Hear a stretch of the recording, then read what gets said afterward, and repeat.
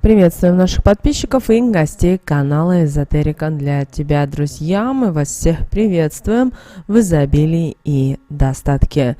Сегодня, друзья, в этом видео мы с вами уделим внимание народным приметам на 5 ноября. Поговорим о церковном календаре, поговорим о народном календаре на 5 ноября, а также уделим внимание тому, что можно и чего категорически нельзя делать в этот день. Давайте далее более подробно. Итак, 5 ноября православная церковь чтит день памяти Иакова. Это был сын святого Иосифа, который был супругом Божьей Матери. Апостол 70 Иаков считается братом Иисуса от плоти, поскольку он был сыном Иосифа Обручника, супруга Девы Марии. С детства Иаков выделялся среди сверстников и был очень набожен. Назареи, в котором относился святой, обычно должны были соблюдать сразу несколько обетов: сохранить девственность и чистоту, не употреблять вино и не есть мясо, и ни в коем случае не стричь волосы. Степень святости Назареев приближалась к первосвященникам. Они должны были всю свою жизнь посвятить служению Богу. Когда Иисус Христос начал рассказывать людям о Царстве Божьем, Иаков внял ему и стал апостолом, его учеником и ближайшим сподвижником вместе с братом Иоанном Богословом. Согласно древним летописям, Иаков стал первым епископом Иерусалима. После своего воскресения Иисус Христос явился Иакову и сам поставил его над Иерусалимской церковью. Таким образом, апостол, в отличие от других учеников, не путешествовал с проповедью по разным землям. За 30 лет в сане он председательствовал на апостольском соборе в Иерусалиме в 51 году. К нему прислушивались, его голос был решающим при обсуждении многих вопросов. Апостолу удалось обратить сотни иудеев в христианскую религию. Однако, несмотря на исключительно добрые дела и благотворительность, Иаков все равно нажил себе врагов. Книжники, догматические толкователи ветхозаветных законов и фарисеи были недовольны просветительской деятельностью епископа. И вот они задумали его убить. Они отвели Иакова на кровлю к храму, окружили его и приказали отречься от веры и Иисуса Христа. Но апостол твердо сказал, что Христос – это истинный Мессия. За такие слова апостола столкнули с крыши. После падения Иаков погиб не сразу. Он успел вспомнить Иисуса Христа и помолиться за своих врагов. Известие о его смерти поразило жителей города. Позже они считали, что в наказание за нее последовала осада и разрушение Иерусалима от римлян.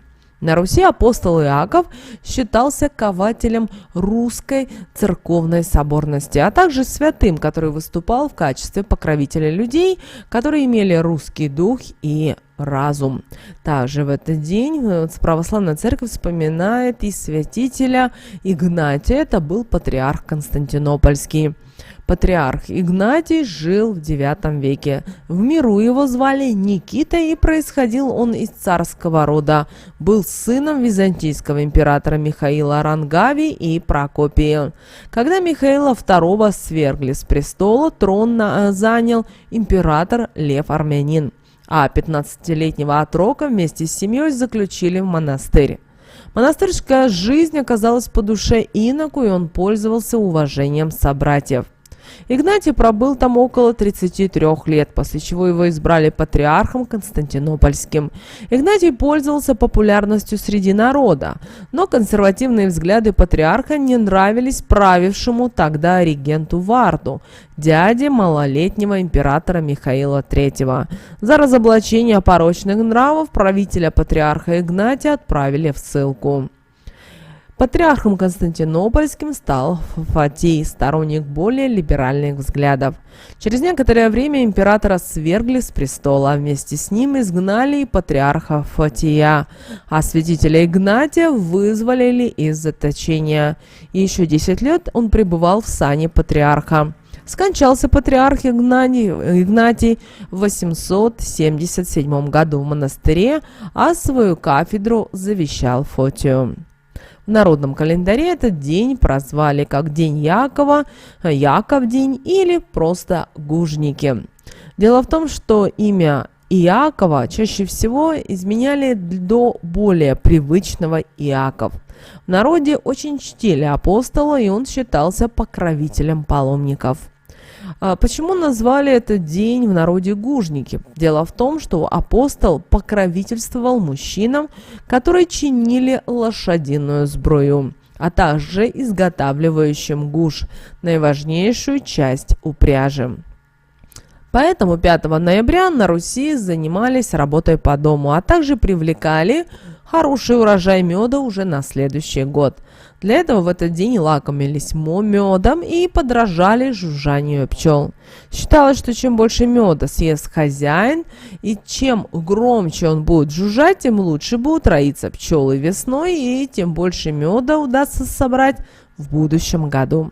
В народном календаре день его памяти по неизвестной причине связали с ожиданием мелкого снега или града, который называли крупой, потому что по внешнему виду он напоминал крупно обмолоченное зерно. Даже наши предки говорили: коли Яков крупицу пошлет, то с Матрёны зима на ноги станет. Напоминаем, это День Матрёны 22 ноября. Также 5 ноября закармливали землю от казанского пирога. Крестьяне верили, что земля будет лучше плодоносить, если о ней думать. Поэтому поле не забывали и наведывались к нему осенью, когда на нем уже ничего не растет. Люди разламывали кусок пирога, который пекли на день иконы Казанской Богоматери, то бишь 4 ноября, и разбрасывали его по полю, а потом ждали, чтобы прилетели зимние птицы. Снегири, синицы, чечетки свиристели вьюрки и по своим пениям успокаивали землю. Кроме того, такой вот ритуал можно было провести и для привлечения удачи. В Яков день на Руси играли в пчелиные игры, ели мед и подражали пчелкам. У того, кто преуспеет в игре, пчелы будут лучше роиться, и меда человек соберет много. К этой дате старались завершить все работы по заготовке дров на зиму. У того, кто успеет вовремя все сделать, в доме всегда будет тепло и уютно. Святой Яков считался покровителем мужчин, которые выполняют тяжелую физическую работу. Поэтому ему молились о здравии и о благополучии. Девушки в этот день ткали праздничные вожжи, которые в будущем использовали на свадьбе, и дарили их своим женихам. Давайте посмотрим, что же нас сегодня ждут народные приметы касательно погоды. Стая ворон начала каркать неподалеку от дома, ждите беды. А если солнечные лучи нежно пронзают облака, готовьтесь к скорой зиме. Если в этот день пошел снег, то зимний период будет снежным и холодным. Сколько в небе аистов, сколько добрых дней будет в этом году. Если человек появился на свет в этот день, то считается, что его талисманом будет хризопрас. Также к этому дню, если человек не рассчитался с долгами, то в следующем году точно человек не женится. Если в этот день, 5 ноября, дождь пошел, то ждите урожайного года. Если отправиться в дорогу на повозке с одной оглоблей, то совершаете большой грех. Также подумайте в этот день и о будущем урожае. Мысли в этот день материальные. Если в доме дров много нарубили, то в доме будет тепло и уютно. Также, чем больше меда съели, тем больше соберете его в следующем году. Именины в этот день отмечают Александр, Афанасий, Владимир, Иван, Игнат, Николай, Максим, Петр и Яков. Люди, рожденные 5 ноября, по мнению наших предков, имеют очень сложный характер. Из достоинств людей, рожденных в этот день, это то, что они обладают сметливым и прозорливым умом. Из недостатков это то, что в некоторых случаях люди, рожденные в этот день, могут быть очень мнительными. Ну а в качестве талисмана и оберега людям, рожденным 5 ноября, лучше всего подходит хризопал. Сны в ночь на 5 ноября бывают легкими, яркими и приятными, и обычно ничего важного в себе не несут. Однако, если вам приснится ваш хранитель рода, это предок или дух, то постарайтесь запомнить все, что вам скажут или покажут. Они предупреждают или о проблемах в недалеком будущем. Информация поможет вам очень многое понять и подготовиться к тем или иным событиям. А множество подсказок к символам, зашифрованных во сне, помогут помочь справиться с трудностями. Но толковать их нужно, исходя из ощущений, а не с помощью сонника. Также, если во сне вы видите смерть близкого человека, то знаете, это снится к разочарованию. Природа во сне к проблемам со здоровьем кого-то из близких. А если вы ждете ребенка и приснился плохой сон, то роды будут легкими. Дело в том, что вечером 5 ноября наши предки проводили семейные посиделки, во время которых пили пиво с медом, ели пироги с капустой, блины с вареньем и повидлом. После же женщины удалялись в другую комнату и проводили различные обряды, ритуалы, читали магические слова. Также в этот день проводили обряд на привлечение денег. Поэтому нужно было мед в соток положить на стол, который обязательно должен быть застелен белым полотном, и сказать такие слова, как: в сотах меда не сосчитать, так и монет в моих карманах не пересчитать. Как мед соты заполнил, так и руб мой кошелек наполнил. Далее откусить маленький кусочек и, пережевывая, говорить следующие слова: вкусен мед, не будет рубль в кошеле в моем одинок. Мед к пчелке прилипает, деньги от меня не исчезают. Когда будут съедено 12 сот, нужно воск выплюнуть, а после собрать его и расплавить на огне. В полученную массу кинуть 5 медиаков, скатать в шарики и впихнуть в щель под порогом дома. Также в этот день вы можете провести ритуал, чтобы счастье и благополучие было в вашей жизни. Для этого надо разложить по емкостях мед из липы, гречихи, цветочный, а также березовую кору и родниковую воду, которая должна быть набрана именно 5 ноября. Далее взять кору и обмазать ее сначала липовым медом, далее приложить к колбу и сказать такие слова: липа цвела, пчелу привлекла, удачи ей свою передала. Она мед ее положила и мне подарила.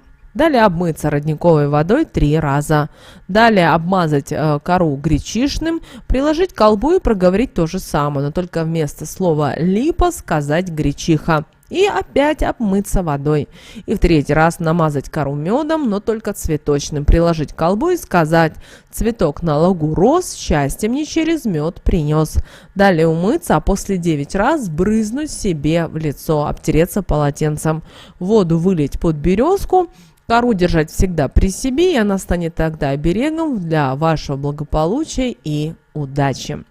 Также 5 ноября, в день Якова, на Руси играли в пчелиные игры. И самой распространенной забавой считалось шуточное поедание меда.